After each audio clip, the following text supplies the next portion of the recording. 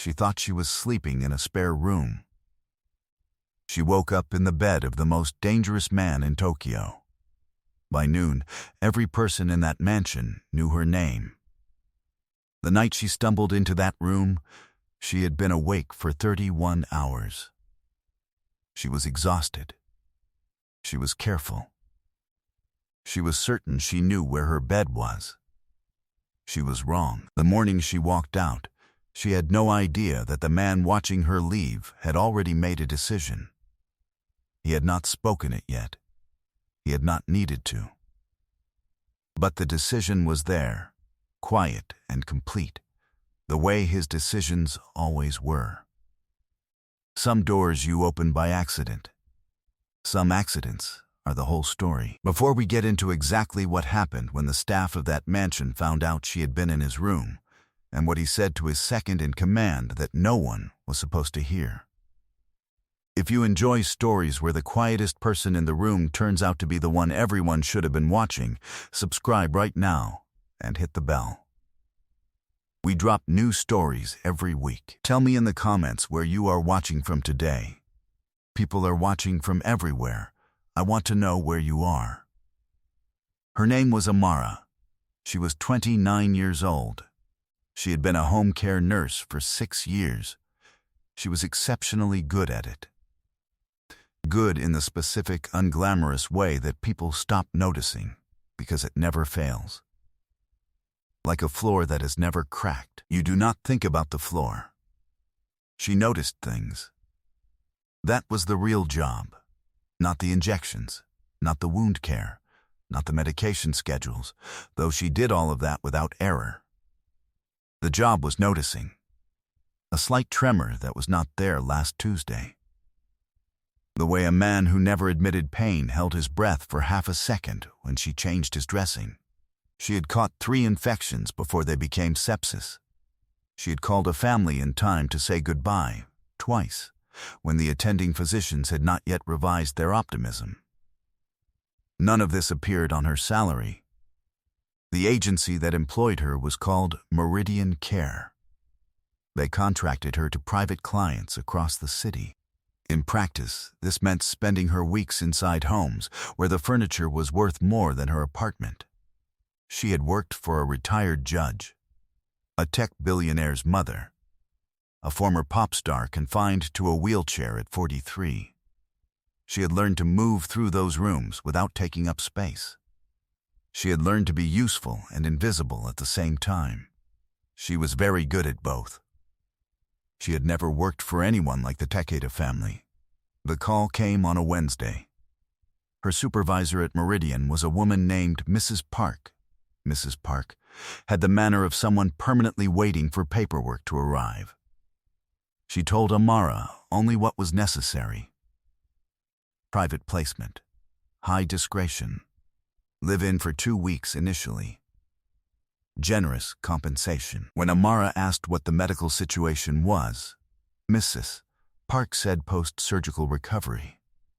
When Amara asked the name of the attending physician, Mrs. Park said the family had their own arrangements. When Amara asked the client's name, Mrs. Park said Takeda, and then went quiet in a way that felt like she was waiting to see what Amara would do with that. Amara did nothing with it. She said she would pack for 2 weeks and asked for the address. Hours later, she was in a black car moving west through the city. The driver did not offer his name. She did not ask. The buildings thinned out. The roads narrowed. The city gave way to foothills she had not known were this close. The gate was black iron, very tall. 2 men stood at it. They were not gardeners. She had been in enough wealthy homes to know when security is decorative and when it is not. These men were not decorative. Inside the grounds, a stone path led through a garden. Bare, precise, the kind of garden that requires constant attention to remain that way. The main building was traditional in structure, low roof lines, dark timber, but very large. Extended several times, she thought. Each addition careful to match the original. She removed her shoes in the entrance hall before anyone asked her to. The floor was cool stone, fresh flowers on a low table, a painting on the wall she did not recognize, clearly very old. A woman met her. Small, 50s, hair pulled back. Gray suit that was plain in the way of things that cost a great deal. Her name was Hannah. House manager. She said this without elaborating. She showed Amara to a room on the second floor, clean, simply furnished, a window looking onto the garden, and said the client was resting and would see her in the morning. Amara set out her kit. She reviewed the notes Meridian had sent. Post-surgical. 12 days prior. Wound sites on the left side. Pain management in place. Do not adjust without consultation. No photographs inside the residence. She ate dinner alone in a small room off the kitchen. The food was very good. She went to bed at 9. She had been awake since the previous morning. She fell asleep in approximately 4 minutes. She woke at 2 a.m. to use the bathroom. Here is the thing about the house. It was large. The corridors were dark. She had been inside it for less than 4 hours. Her room was the third door on the right at the top of the east stairs. She came back from the bathroom. She went through the third door on the right. She did not turn on the light. She did not need to. She knew where her bed was. She got into it. She was asleep inside 2 minutes. What Amara did not know in those 2 minutes was that her room was not behind her. The east stairs and the west stairs looked identical in the dark. The house had 2 sets. She had used the west ones coming back. The room she was in was the suite in the west wing. The furniture was different, heavier, darker. The bed was different, larger, a different frame. She had not turned on the light. She had climbed in from the left side, which was always her side, so the geometry had felt correct. The man sleeping on the right side of that bed was Kenji Takeda, 41 years old. Third generation Oyabun of the Takeda family.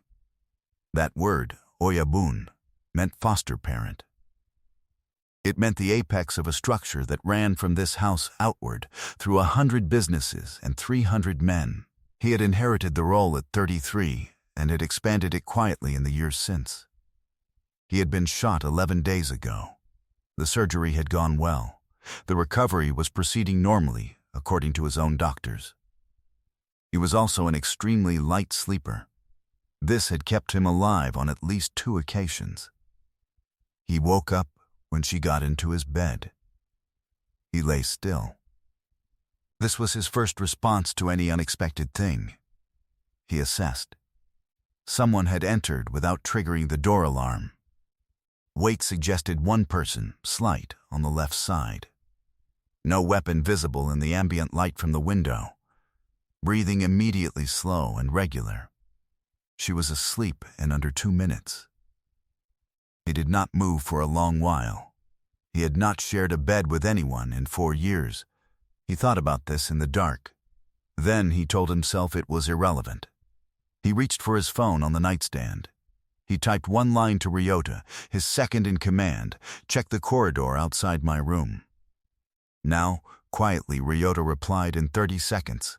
"Corridor clear, sir. No one on the stairs." Kenji typed, "In the nurse's room?" Ryota took longer this time. Then, "Empty, sir." A pause. Kenji typed. Understood. He put the phone down. He looked at the ceiling. He listened to the woman in his bed breathe. It was the calmest sound in the room. It was, if he was honest with himself, the calmest sound he had heard in a very long time. He did not wake her. He told himself it was because waking her would require lights and voices and explanation at 2 in the morning. He told himself this several times.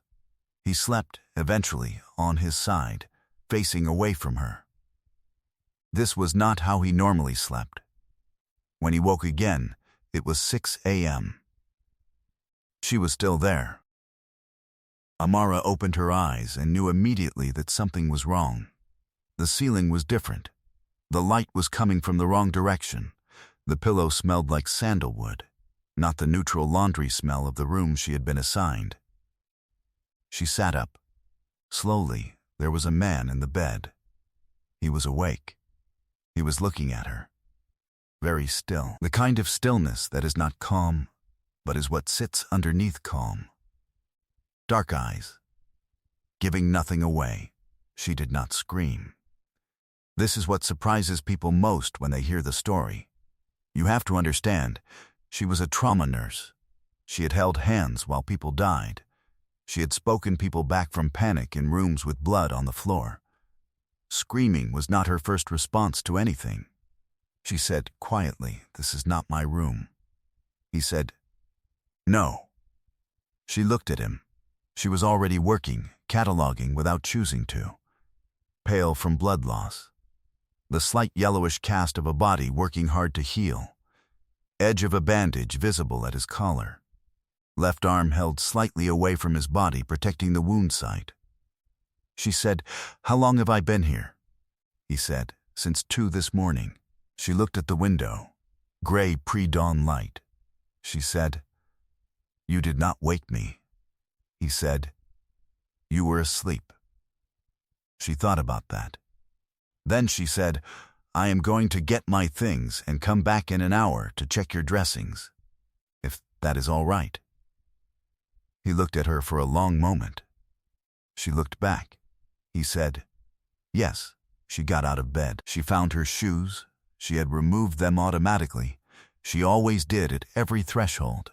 And she went to the door. At the door she paused without turning. She said, "I am sorry for the intrusion." He said, "You are not the first person to end up in the wrong room in this house." She went out. The corridor was not empty. Ryota was there. Compact, late 30s. The precise posture of someone who has spent 20 years making himself useful. He looked at her without expression. She looked at him without expression. She said, "Good morning." She went to the east stairs. Ryota watched her go. Then he went into Kenji's room. He said, "Sir." Kenji was sitting up. He said, "Is there coffee?" Ryota said, "I will have it brought." A pause. She just walked out. Kenji said, "Yes." Ryota said, "She did not run." Kenji said, "No." Ryota said nothing for a moment. Then she noticed your arm. Not a question. Kenji looked at him and said, "Have the coffee brought." What Amara did not know, walking back to her room, in the 6 years since Kenji became Oyabun, only 3 outsiders had ever come within 10 meters of him unsupervised. 2 of them had been dealt with in ways nobody discussed. The third had married into the family and now ran the Osaka branch. A woman who climbed into his bed in the dark and then looked at his wound before she looked at his face was not a category he had a procedure for. She came back in an hour, as she had said she would. She knocked. He said, "Come in." She came in. She set her kit on the side table he indicated and washed her hands at the basin in the dressing room, which told him she had already noted where it was. She said, "I will need to look at the surgical site. Can you remove your shirt, or would you like help?" He said he could manage. He was right, but it took longer than it should have. When she saw his face, she said, "Do not, here." She moved his right hand to the collar while she worked the left side. Her hands were quick. Careful, they did not touch more than they needed to. The tattoo covered his back entirely. It wrapped around his ribs to the lower left side, where the wound was. She looked at the dressing. Not the tattoo. She said, "This is healing correctly. The discoloration is normal at this stage. I would like to change the outer dressing. Is that within my scope here, or does your team have a preference?" He said, "Do it." She did. Her hands were warm. She narrated quietly while she worked. not explaining herself but simply noting things aloud, the way you do when you want a patient calm without using the word calm. "The tissue looks good," she said. "This may pull a little. The new adhesive should hold better in this position." When she finished, she said, "You are not drinking enough fluids." He said, "I will have something brought." She said, "You need to drink it yourself, not have it brought. There is a difference." She looked at him directly. "I am going to be very annoying about hydration." He looked at her. She looked back. He said, "All right." She packed her kit. She went to the door. She paused again. She said, "The Irzumi. I will not mention it to anyone in the house." He said, "Thank you." She said, "It is not my business." She left. Ryota was in the corridor again. He looked through the open door at Kenji. Kenji said, "Coffee." "Ryota." Hana came to Amara's room at 10 that morning. She sat down. She said, "I understand there was some confusion last night." Amara said, "I went to the wrong room. My error.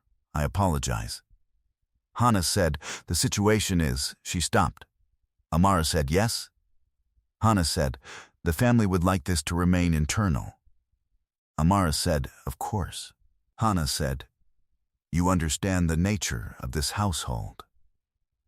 Amara said, "I understand my patient is recovering from surgery and needs consistency.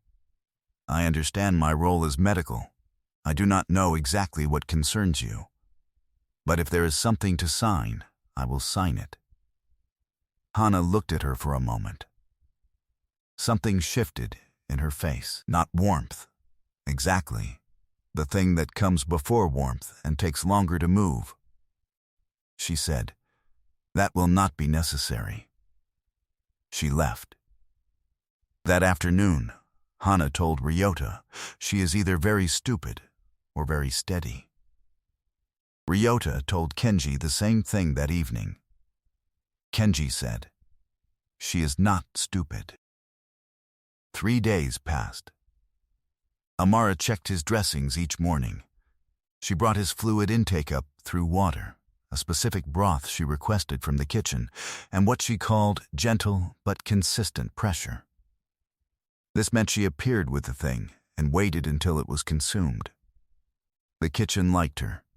She said thank you specifically, not the general thank you of performed manners. But thank you. This broth is exactly right. The temperature makes a difference. On the 4th morning, Kenji was at the window when she came in. Watching the garden, he turned when she entered. Something in his posture was different from his usual stillness. She said, "Pain?" He said, "Stiffness." She said, "That is progress. It means the tissue is rebuilding. Would you like me to show you some movement that will help? Nothing strenuous." He said yes. She showed him 3 things. Shoulder rotation. A deliberate breath held and released. A slow turn at the waist. He stopped the waist turn midway through. She said, "That is fine. Stop there. We will get more range in a few days." He looked at the garden. He said, "You worked yesterday." It was Sunday. She said, "You are alive and patient. I do not take Sundays off here." He said, "The agency did not tell you about the weekend rate for live-in placements." She said, "Mrs. Park does not always share those details until someone asks." He said, "You should ask." She said, "I will." She made a note on her tablet. "Drink the water, please." He picked it up. He drank. He said, "I looked up your record." She said, He said, "You caught an infection last year that the attending had rated low risk." She said, "He recovered." He said, "You have no formal complaint history in 6 years." She said, "I try not to give people cause." He looked at her. He said, "What I mean is that it should not have taken a wrong room in the dark for me to know what kind of nurse I was getting." She stopped writing. She looked at him. She said, "No, it should not have." Silence, The garden was visible through the window. A crow landed on the wall and stood there, adjusting its footing. Then it was gone. She said, "For what it is worth, your dressings were not correct when I arrived. The adhesive was wrong for your wound stage. Whoever applied them last did not have current training in post-surgical wound management." He said, "I will have it addressed." She said, "I already addressed it." She closed her kit. "Tomorrow I will bring a different tape. The edges are lifting slightly, nothing alarming. But we can do better." She left. Ryota looked through the open door at Kenji. Kenji said, her weekend rate, "Make sure it is correct from this week." Ryota said, "Yes, sir." A pause. "And the dressing supplier?" Kenji said, "Change it. Whatever she recommends." The first real trouble came on the 5th day. Kenji had other people in the house. Amara had known this. She had not encountered many of them. 3 men in the West Wing. A woman who visited Wednesday mornings, and a younger man, perhaps 30, well-dressed, wearing impatience like cologne, who arrived the 5th afternoon with 2 others and went straight to the East Wing without waiting to be shown. His name was Daisuke, Kenji's younger cousin. Amara did not know the exact shape of their relationship, but she knew how the staff moved differently when he arrived. That was enough. Daisuke found her in the corridor outside Kenji's room and stopped. He looked at her for a long moment, not a medical look. He said, "You are the nurse." She said yes. He said, "The one who was in his room." She said yes. He looked at her. He said, "You should understand that people who get close to my cousin from outside the family tend to find it becomes complicated." She said, "I see." He said, "I would hate for your career to become complicated." She said, "I appreciate the concern." She looked at her watch. "He is asking for his 12:30 medication. I should be there." She walked past him. He turned and watched her go. His 2 companions watched also. No one said anything. What Amara did not know, 3 months prior, Daisuke had tried to position his own physician in this exact role. A man who owed Daisuke a significant personal debt. Kenji had refused. The question of Kenji's post-surgical care had been a minor but real pressure point between them since. Daisuke went to see his cousin. The conversation was brief. Kenji listened to 4 sentences. Then, he said, "She stays." Daisuke said, "You do not know anything about her." Kenji said, "I know she caught the adhesive error your doctor missed." Daisuke said, "That is not," Kenji said, "Ryota." Ryota opened the door. Daisuke looked at it, then at his cousin, then at the door again. He left. That evening, one of Daisuke's companions found Amara in the kitchen. He stood close while she worked at the stove. He said, quietly, that it would be a shame if the agency that employed her heard she had behaved unprofessionally with a client. Amara put the pot down. She turned around. She looked at him. She said, "My medical records, my agency file, and my personal conduct are available for review by anyone with standing to review them. If you would like to file a complaint with Meridian Care, their number is on their website." She picked the pot back up. "The broth will be ready in 20 minutes. Excuse me." She heard him leave. Her hands were steady. She kept them steady on purpose. Steadiness is a choice, not a feeling. She had known this since her first shift. She brought the broth to Kenji's room. She knocked. She went in. She set it on the table. He looked at her. He said, "Amara." She looked up. He almost never used her name. She said, "Yes." He said, "Are you all right?" Not quite a question. The kind of statement someone makes when they already know the answer and are asking about something underneath it. She said, "Yes." He said, If anyone in this house causes you difficulty, I would like to know. She said, I can manage. He said, I know you can. He looked at her. I am asking you to tell me anyway. She held his gaze. She said, all right. She left. Ryota was already in the corridor. Kenji heard the door close. Then Ryota's footsteps moving away. Then a brief conversation, less than a minute. Then nothing. Daisuke's two companions left the house that evening. Daisuke left the following morning. 2 weeks became 3. 3 became a month. Amara called Mrs. Park and said the client was still recovering and the family had requested her continued presence. Mrs. Park said this was unusual. Amara said yes. Mrs. Park asked if there was a concern with the placement. Amara said no, the patient was doing well. Mrs. Park said she would make a note. Amara said fine. She settled into the rhythm of the house. A particular kind of quiet, not empty but controlled. The staff moved through their days with precision. Meals appeared. Rooms were maintained. What needed to happen happened without announcement. She fit into this more easily than she had expected. She was not, by nature, a loud person. She did not need to fill silence. She had learned to carry herself at a particular register.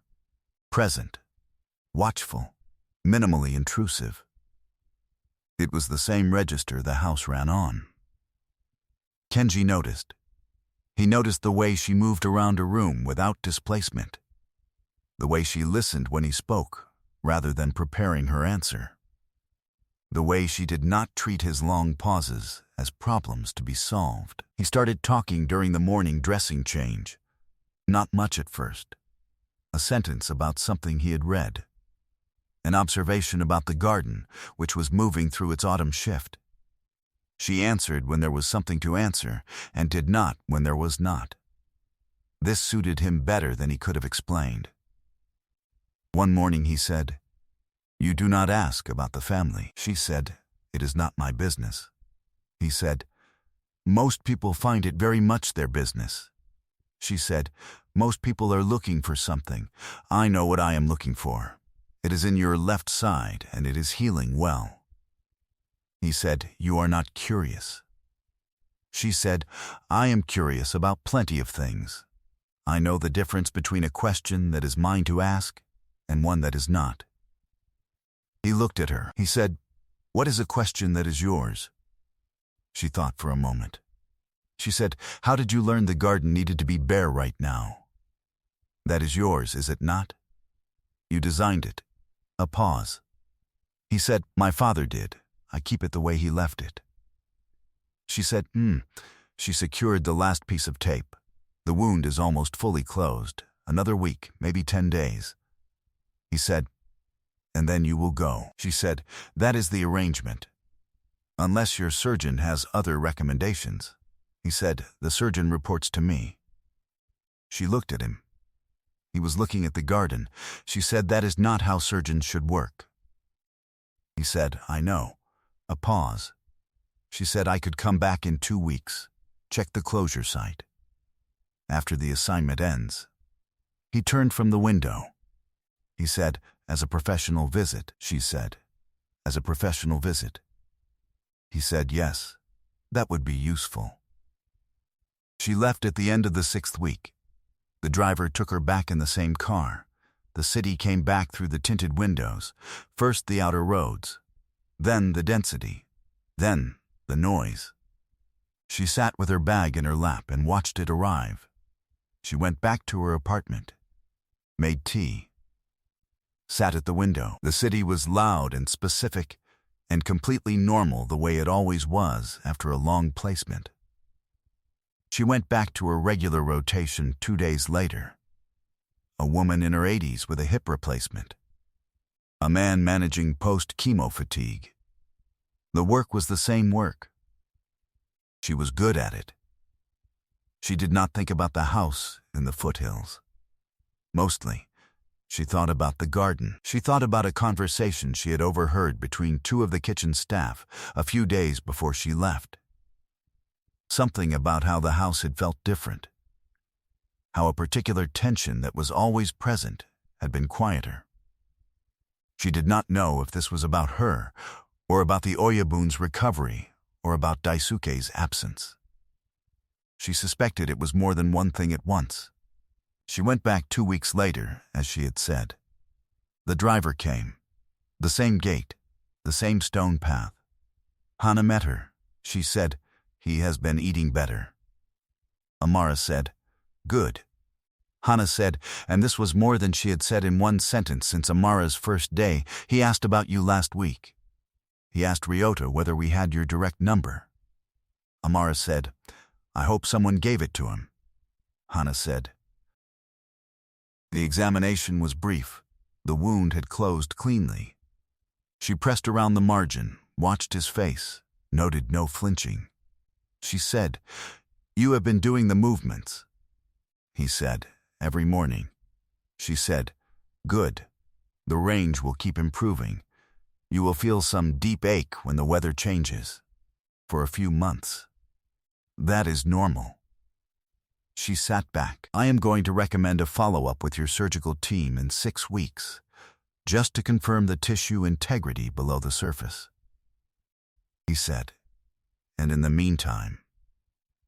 She said, "In the meantime, you are well." He looked at her. She looked at him. Outside the garden was bare.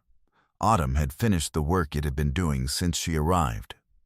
He said, "Have dinner with me." She said, "That is not a professional visit." He said, "No." She said, "Mr. Takeda." He said, "Kenji." A pause. She said, "Kenji." He said, "Amara." The crow from weeks ago, or a crow that looked exactly like it, landed on the garden wall. She watched it for a moment. She said, "All right." The dinner was in the room off the garden. Small table, 2 settings. The food had been arranged with more care than usual. She noticed. She suspected Hana had supervised it. This made her feel something she did not have an immediate name for. He asked about her work. She told him, the hip replacement, the post-chemo patient, a case she had been asked to consult on that was interesting because of its rarity. She talked precisely, without decoration. He listened completely. She asked about the family business, not the part everyone knew was never said. The other parts, the structure, the number of people it involved. He answered more openly than she expected. He said there were 342 people whose livelihoods were directly connected to the organization. He said this the way other people said they ran a company of a certain size, with the weight of the number on him, not the pride. She said, "That is a lot of people to be responsible for."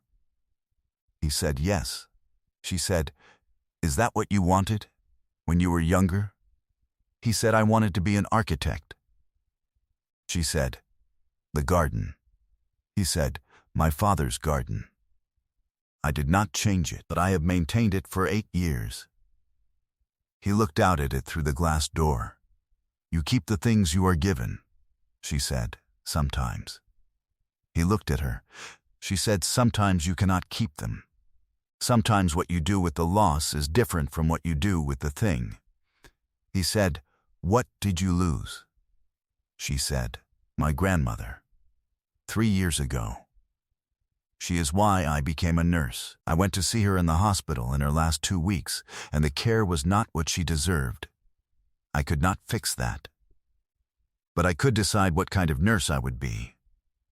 He said nothing for a moment. Then he said, "She knew." Amara said, "I hope so." The meal ended. She did not go to the wrong room this time. Her room, the correct one, was prepared as if she had never left. She sat on the edge of the bed for a while, looking at the window. The city was distant. The garden was quiet. She had dinner with him the following week.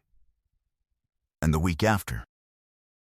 The story when it came out the way these things do.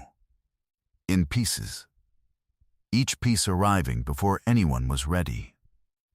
The first piece was Daisuke. He had been moving money through the Osaka branch for 8 months. Small amounts. A direction that pointed, if you looked from the right angle, toward a position he wanted to reach before Kenji was fully recovered. Not a direct move. A gradual one, the kind that is easy to explain as sensible business if the person who would object to it is not well enough to look closely.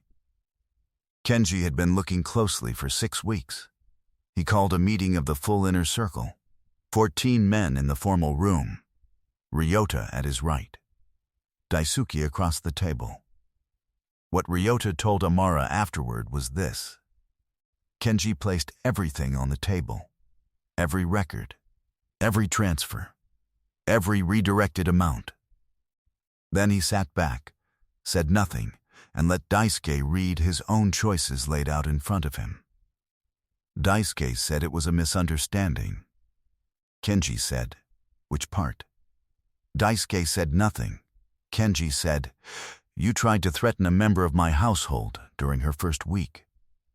Daisuke said, "She is not," Kenji said. "She is." This was the first time anyone in that room heard him say it. He said what he needed to say calmly, at the correct length, without anger. Anger was for people who had not already decided. He told Daisuke what would happen next. He told the others what he expected. He thanked them for their time. He stood. The others stood. Daisuke sat a moment longer than anyone else. Then he stood too. Ryota said the bow Daisuke had to make leaving that room was held 4 seconds longer than it should have been. The men who noticed were not counting to be cruel.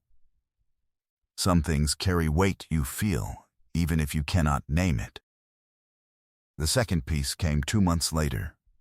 One of Kenji's men, a young man named Sata, 25 years old, 3 years with the organization, was brought into a hospital on the west side of the city after a road accident.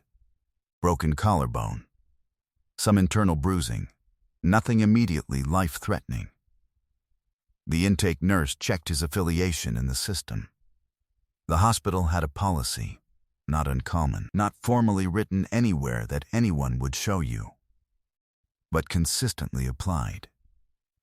The policy was that treatment moved slowly.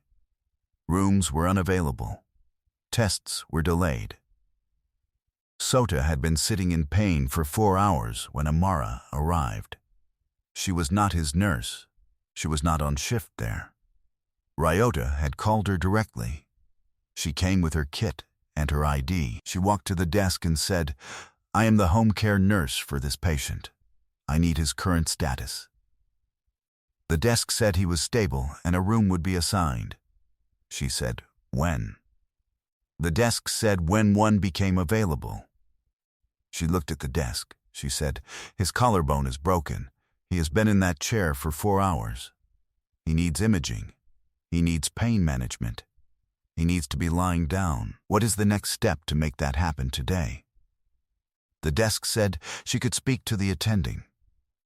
The attending was a man in his 40s.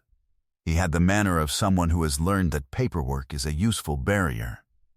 He said the patient's situation was under review. He said there were concerns. He said the hospital had obligations. She said, "You have an obligation to this patient right now. Can you walk me through which professional framework supports a 4-hour delay in pain management for a broken collarbone?" He looked at her. He said, "There are other considerations." She said, "I know what the considerations are." She looked at him directly. "And I know they are not a legal basis for what is happening in that waiting room. Would you like to discuss that in writing, or would you like to address the patient's pain?" He addressed the patient's pain. Sato was in a room within 40 minutes. Amara stayed until the imaging was complete and the management plan was in place. She wrote a detailed note in his file. She told Sato, pale and grateful and younger than she had expected, to call if anything changed. She went home. What she did not know, Ryota had been in that waiting room the entire time. He did not say anything. He watched everything. That evening he told Kenji she walked in there and did not raise her voice once. She just kept asking the next question. Kenji said, "Is Sota comfortable?" Ryota said, "Yes, sir," Kenji said. "Good." He was quiet for a moment. "Thank her." Ryota said, "I think you should do that yourself." Kenji looked at him. Ryota held his gaze for a moment. Just a moment. Then he looked away, which was the correct thing. Kenji said, "Set up dinner." She came to the house that weekend. The garden was different in winter. Not bare exactly. Restrained, every element pulled inward.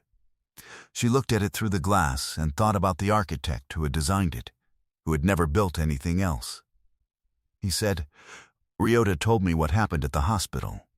She said, "Sota is recovering well." He said, "That is not what I mean." She looked at him. He was looking at the garden. He said, "You did not have to go." She said, "He needed someone." He said, "There are people I pay for situations like that." She said, "I know." A pause. "I went because I wanted to." She looked at her hands. "This is something you should know about me. When I can fix something, I fix it. I do not calculate first whether I am supposed to." He said, "I know." She said, "Is that a problem?" He turned to look at her. He said no. He said it the way people say the simplest things when they have thought about them for a long time. It is exactly not a problem. They were quiet for a while. Outside, the crow was back on the wall. She was beginning to think it was always the same crow. He said, "There is an event next month. A formal dinner, associates of the family, business connections, some people from the inner structure." He looked at her. "I would like you to attend, not as a nurse, as someone I have invited." She said, "That is a different thing from a professional visit." He said, "Yes." She said, "What does it mean, in this world, being invited?" He was quiet for a moment. Then he said, "It means you are not outside anymore." She thought about that. She thought about 6 years of being very good at a job in rooms where she was furniture, useful, invisible, not quite a person. She thought about a man who ran a structure built on the principle that belonging is a choice deliberately made, who had spent 8 years maintaining something someone else built. She said, "All right." He said, "All right." The dinner was in the formal room. 40 people. Long table. The ceramics were 18th century. The lacquerwork on the walls had been commissioned by Kenji's grandfather. She wore black. Simple, good fabric. Hana had, in a way that was entirely practical and not at all warm, and had nonetheless communicated warmth, indicated that black was correct and that the fabric mattered. She knew 3 people in the room. Ryota, who nodded. Hana, managing the far end of the table, whose eyes found Amara's once and held them for a second in something close to approval. And Kenji, at the head of the table. He rose when she entered. Not far. A fraction. The kind of rise that in that room carried specific weight. She did not know the exact measure of it. She understood from the way the room responded that it was not nothing. Daisuke was at the table. Midway down, left side. He watched her come in. She saw him watching. She sat where Hana indicated, 3 seats from Kenji's right, opened her water glass, drank, and said good evening to the man on her left, who ran the shipping division and seemed puzzled that she did not already know this, and then became much less puzzled once they had been talking for a few minutes. The meal proceeded. She talked to the people around her. She was interesting to talk to, not performing it, simply engaged, asking real questions, listening carefully to the answers. The woman on her right was the head of the legal department. Near the end of the main course, she asked how Amara had come to work with the family. Amara said, "I got lost in the dark and ended up in the wrong room." The woman laughed. It was the first real laugh at the table all evening. It moved around the room the way laughter does when it is real. Kenji, from the head of the table, was looking at her. She looked back. After the meal, as people rose and conversations reorganized and tea was brought, Daisuke found her near the garden door. He said, "You are still here?" She said, "Yes." He said, "You understand what this means, being brought to this table?" She said, "I think I do." He looked at her for a long moment. He said, "He has not done this before. For anyone." She said, "I know." He said, "You are not afraid?" She said, "I have worked trauma bays at 2 in the morning with no attending on the floor. I calibrate my fear carefully." He looked at her. Something shifted in his face. Not softness. The thing before softness, which takes longer to move and costs more. He said, "He needs someone who will not flinch." She said, "I noticed." He said, "Take care of him." She said, "That was always the job." He walked away. She turned back to the garden door. Snow had started outside. Light and early, the first of the season, settling on the bare garden, on the precise edges, on the wall where the crows sat in the mornings. Kenji was beside her. She had not heard him approach. She was still getting used to this. He said, "What did he say?" She said, "He told me to take care of you." He said, "And what did you say?" She said, "That it was always the job." He looked at the snow. He said, "And now?" She turned to look at him. He turned to look at her. Behind them, the room continued its warm noise. Conversation, moving chairs, someone beginning to play a shamisen in the corner, finding her rhythm, and then finding it again. She said, "Now it is more than the job." He was quiet for a moment. Then he said, quietly, in the register of someone setting down something carried a long distance, "You walked into the wrong room, and I did not wake you up." She said, "I know." He said, "I should have." She said, "Maybe." A pause, "But I think we would have ended up here regardless." He said, "Yes." She looked at the snow. She said, "The garden looks different like this." He said, "It does." He said it the way you say something you have seen alone for 8 years, said now to someone standing beside you. "Every year it is different. Every year it is the same," she said. "That sounds like most things that matter." He looked at her. She was looking at the snow. She did not fill the silence. This was one of the things about her.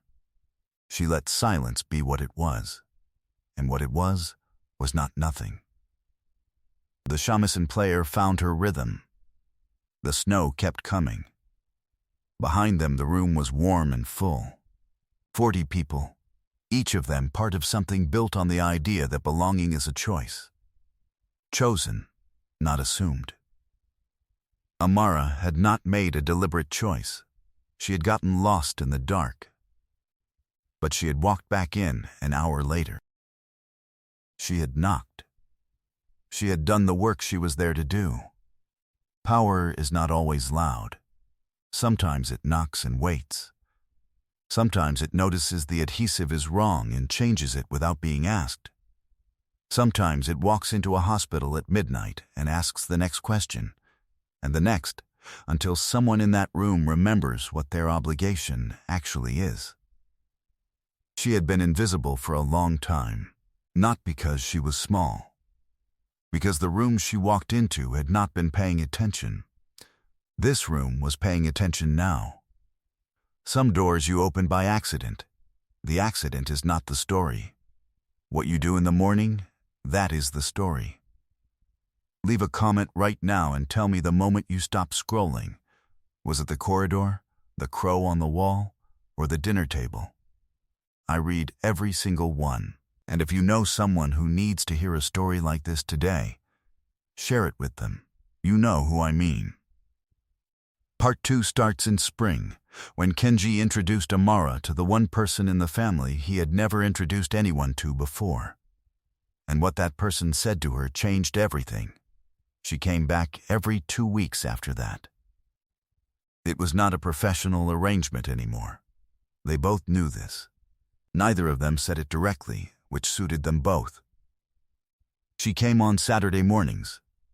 The driver was always already there when she arrived at the train station, which meant Kenji had known her schedule before she confirmed it, which she chose not to think about too carefully. They had a pattern.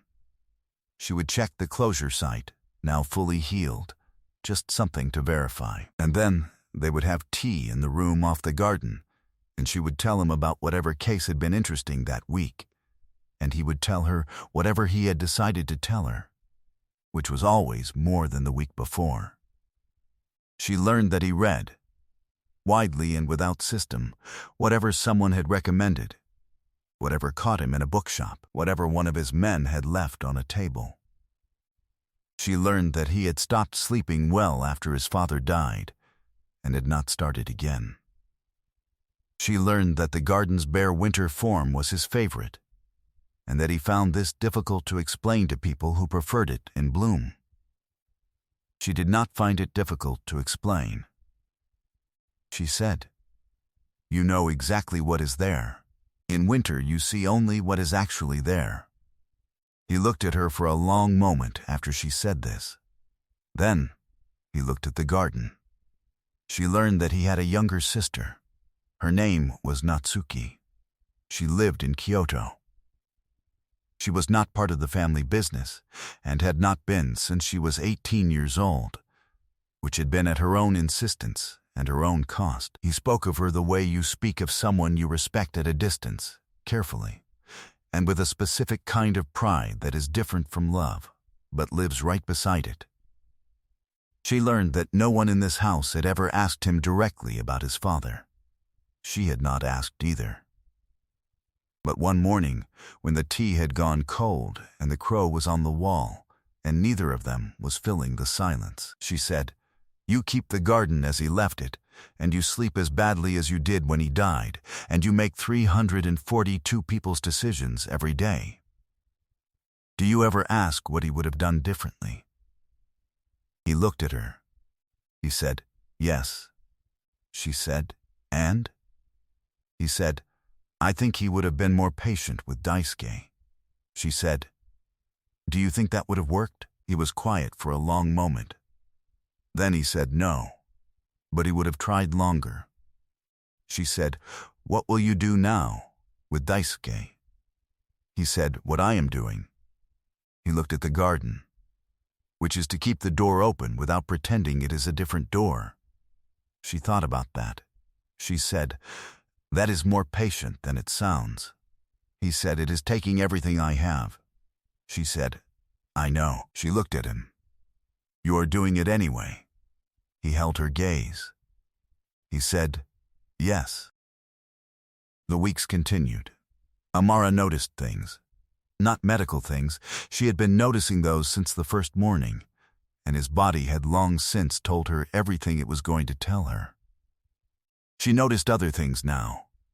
She noticed that the kitchen staff brought an extra cup to the room off the garden without being asked, on Saturdays. She noticed that Ryota, when he saw her car pull in, sent a message before she had reached the front door. She noticed that Hana had at some point in the last month stopped looking at her with the particular expression that meant "I am still deciding." She noticed that Kenji had stopped managing his posture around her. In the beginning he had held himself with a specific correctness, not warmth, not coldness, just a measured maintenance of distance that was professional and appropriate and real. Now he did not. He sat the way he sat alone. He showed her the books he was reading without explanation. He told her when his back hurt. He let the silences be long. She noticed what she felt when she drove back toward the city on Saturday afternoons. It was not relief to be leaving. She had thought it might be, in the beginning, given everything. It was not. She told no one any of this. She had a close friend named Tomoko, a nurse she had trained with, who knew her better than most people, and who had noticed something different in the last few months, and had said so directly one evening over food. Amara had said, "I am fine." Tomoko had looked at her for a long moment and said, "You look the way people look when they are very careful about something." Amara said, "I am always careful." Tomoko said, "You look like you are being careful in a new direction." Amara said nothing. Tomoko said, "Just be careful about being too careful.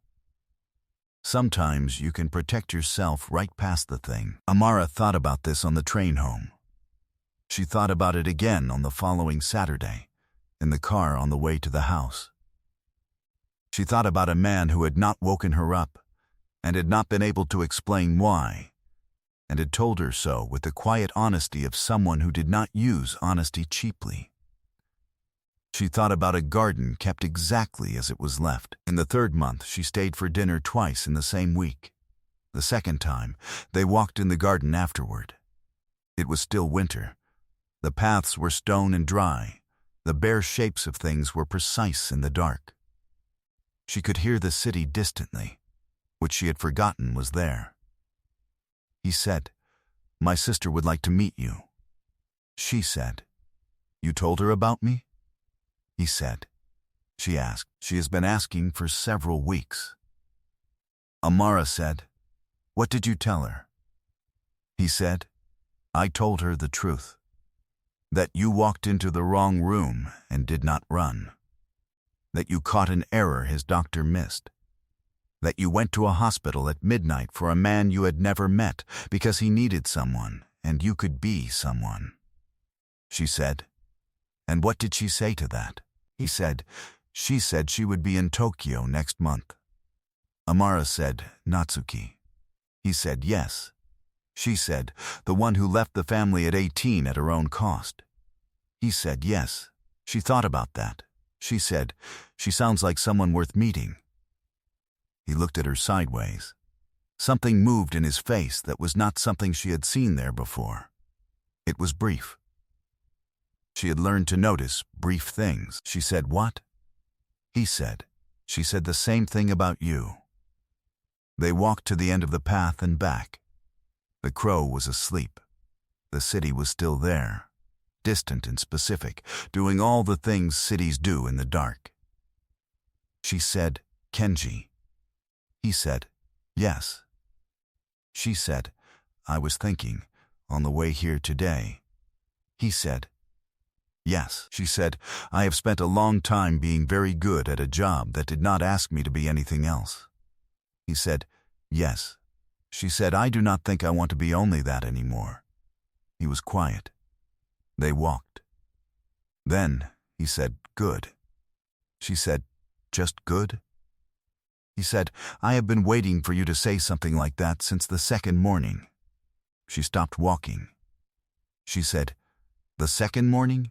He said, "When you told me you would be annoying about hydration." She looked at him. He was looking at the garden. The corner of his mouth was doing something quiet. She said, "That was medical professionalism." He said, "Yes." She said, "I was not." He said, "Amara." She said, "Yes." He said, "You came back. Every time. You came back." She looked at him. He looked at her. The garden was very still around them. She said, "I did." He said, "That is what I mean." She met Natsuki 3 weeks later. Natsuki was 37. She was smaller than Amara had expected. She had the same dark eyes as her brother and none of the same stillness. She moved quickly, spoke directly, and had the manner of someone who decided what she thought about you within 4 minutes and did not revise it without good reason. She had decided about Amara in 4 minutes. She said, "He told me you fixed the adhesive without being asked." Amara said, "The previous one was wrong for his wound stage." Natsuki said he has been treated by 4 nurses in 10 years. None of them fixed anything without being asked. Amara said they may not have been trained in the most current protocols. Natsuki looked at her. She said, "You are being careful about what you say." Amara said, "I usually am." Natsuki said, "So is he." She looked toward the garden door, where her brother had just disappeared, presumably to give them space, which was a thing he was good at. She said, "It is exhausting, from the outside." Amara said, "Yes." Natsuki looked at her. She said, "Good. He needs someone who finds it exhausting rather than someone who finds it useful." They had tea. They talked for 2 hours. At the end of it, Natsuki said, "You should know that the last person he introduced me to was 8 years ago. It was someone very important to him, and it went badly, and he did not try again." Amara said, "I know." Natsuki said, "He told you?" Amara said, "Not in words, but I noticed." Natsuki was quiet for a moment. Then she said, "Yes, I think you would." She left that afternoon. At the door, she said to her brother, "I like her." He said nothing. She said, "That is not a question." He said, "I know." Natsuki caught Amara's eye across the room before she left. She nodded, just once. It was a very specific nod. Amara understood it. Some things do not need to be said. Power is not always loud. Sometimes it is a woman who has been invisible for 6 years in other people's rooms, keeping her hands steady by choice, noticing the things she is not paid to notice, fixing the things she is not asked to fix. Sometimes it is a man who does not make a decision until it is already made, and then does not revise it. Sometimes it is an old crow on a wall, and a garden kept exactly as it was left, and a kitchen that brings 2 cups without being asked. She walked into the wrong room in the dark. She was asleep in 2 minutes. She came back in an hour, knocked, and did the work she was there to do. He did not wake her. He lay still and listened to the calmest sound in the room. He made a decision that was already made. Some things begin with an accident. The accident is not the story. What you do in the morning is the story.